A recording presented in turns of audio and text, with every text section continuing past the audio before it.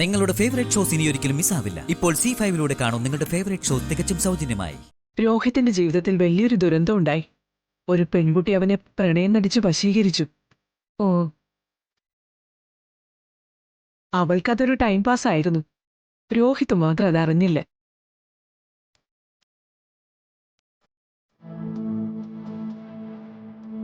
അവൻ ആ പെൺകുട്ടിക്ക് ഹൃദയം കൊടുത്ത് ജീവനായി കരുതി.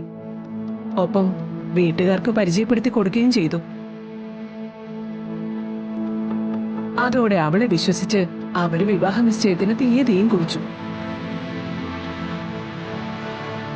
പക്ഷേ നിശ്ചയത്തിന് അവന് വന്നില്ല.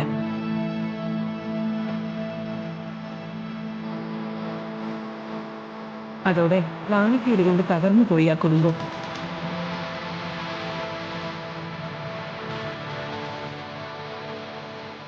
വലിയ വീട്ടിലെ പെണ്ണിനെ മരുമകളാക്കാമെന്ന് കരുതിയോ എന്ന നാട്ടുകാരുടെ പരിഹാസത്തിൽ ഹൃദയം പൊട്ടി രോഹിത്തിന്റെ അച്ഛൻ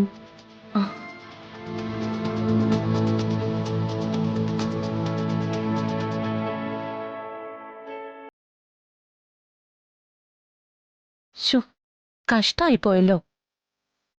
എന്നിട്ട് അവളെവിടെ, ആ പെൺകുട്ടി?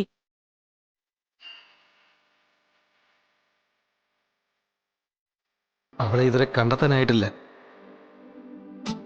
ഇപ്പൊ അന്വേഷിക്കാൻ നിങ്ങള് എനിക്ക് ഭ്രാന്തായതാണോ അതോ ഇവർക്കെല്ലാം ഭ്രാന്താണ്? ഈ സ്ത്രീ ഉണ്ട് എന്നെ തിരിച്ചറിയാത്തത്. കഷ്ടായിപ്പോയി. അതെ, നിങ്ങൾക്ക് ഇത്ര ഒരു സങ്കടകഥയുള്ള കാര്യം ഞാൻ അറിഞ്ഞില്ല കേട്ടോ. പറഞ്ഞതിനെല്ലാം ഐ എം സോറി. അമ്മ എന്തിനാ അവരോട് സോറി ചോദിക്കുന്നത്? നിങ്ങളുടെ സ്ഥാനത്ത് ഞാനും മറ്റോ ആയിരുന്നെങ്കിൽ ആ പെൺകുട്ടിയെ കണ്ടുപിടിച്ച് കാലിൽ പിടിച്ച് വലിച്ചു കീറി കടലിൽ എറിഞ്ഞേനെ.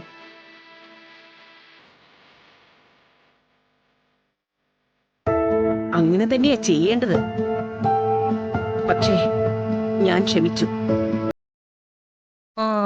പണവും പദവിയൊന്നും അല്ല, ഇതിനെയാ തറവാടിത്തമെന്നും അന്തസ്സെന്നൊക്കെ പറയുന്നത്. എന്തായാലും ഇനി നിങ്ങളുടെ മരുമകളാകാൻ പോകുന്ന പെൺകുട്ടി ഭാഗ്യം ചെയ്ത പെൺകുട്ടിയാണെന്ന് ഞാൻ പറയും.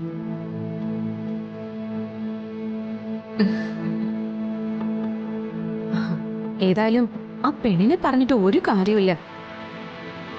ചൊല്ലും വിലയില്ലാതെ ആ കുട്ടിയെ വളർത്തിയ അച്ഛനെ അമ്മയും വേണം പറയാൻ.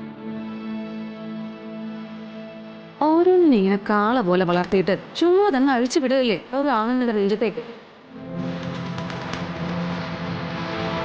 എവിടെ പോകുന്നു, എന്തെല്ലാം തോന്നിയാസം കാട്ടുന്നു എന്നതിനെ കുറിച്ചൊന്നും ഒരു രൂപവും ഇല്ല ഇന്നത്തെ അച്ഛനമ്മമാർക്ക്.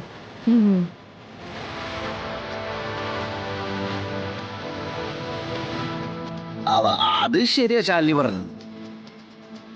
അതൊക്കെ കഴിഞ്ഞു, ഇനി മറക്കാം.